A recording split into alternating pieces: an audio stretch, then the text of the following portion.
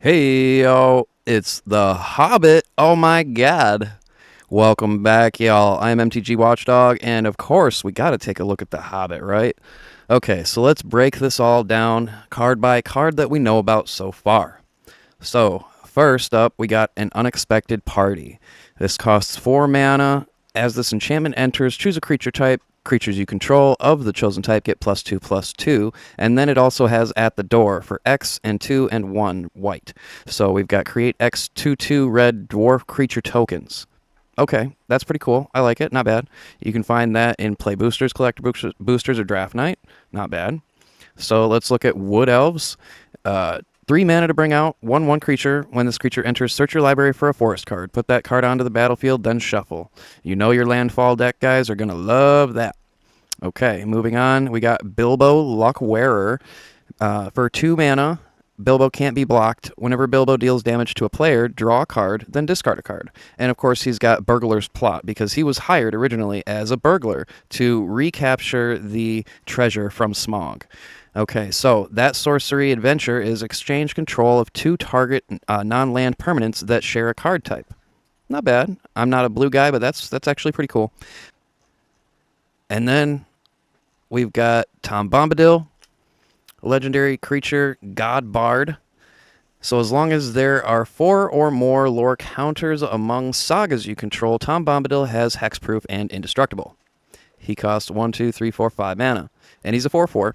Whenever the final chapter ability of a saga you control resolves, reveal cards from the top of your library until you reveal a saga card. Put the card onto the battlefield and the rest onto the bottom of your library in a random order. This ability triggers only once each turn. Sweet. Arcane Signet, of course. We've got Arcane Signet in here. Thorin, Mountain King. And he's got Trample. When Thorin enters, attach any number of target equipment you control to target creature you control. When one or more equipment become activated or attached to that creature this way, that creature deals damage equal to its power to up to 1 target creature. Not bad at all. And then, of course, we got the Arkenstone. Creatures you control get +1/+1. Think of your end step, draw a card. And then for another cost, seek your heart, or seek the heart, sorcery adventure. Search your library for a legendary creature card, reveal it, put it onto your hand, and then shuffle. Okay. And then we've got, of course, My Precious, which is equipped creature, has hexproof and can't be blocked. Equipped for 2, pay 2 life. And then it's got Allure of Power, instant adventure. As an additional cost to cast this spell, sacrifice a creature and draw 2 cards. Not bad. So, moving on, the last card that we are going to look at, of course, is Smaug. Now, first is Smaug the Magnificent, which is 4 mana to bring out, flying haste. Whenever Smaug attacks, he deals damage equal to the number of treasures you control to any target. At the beginning of your upkeep, create a treasure token. And then we're going to look at the gold version, which, of course, this one is going to be super sought after. There's only going to be like 400 or 500 of these. And yeah, I mean, this looks amazing, and you can totally see that they really went back for the art in a lot of these that they've shown so far. I hope that they've done this throughout the rest of the set, because if they did, we're going to be seeing a lot of art that is indicative of the 70s release cartoon version, which was absolutely amazing, totally nostalgic, and if you did not see it, you must see it if you are a Lord of the Rings fan and have seen any of the new ones, because it's going to blow your mind. And if you don't like it, hey, it is what it is. It's super nostalgic for me, and I love it. I can't help it. All right, so last but not least, of course, we've got the One Ring.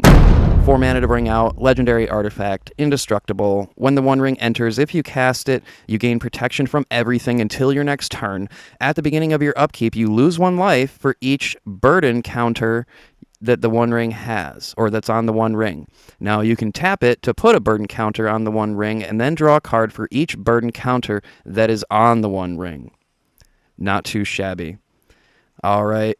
That is all we've got for you today. As soon as I have more news of The Hobbit, of course, I will let you guys know.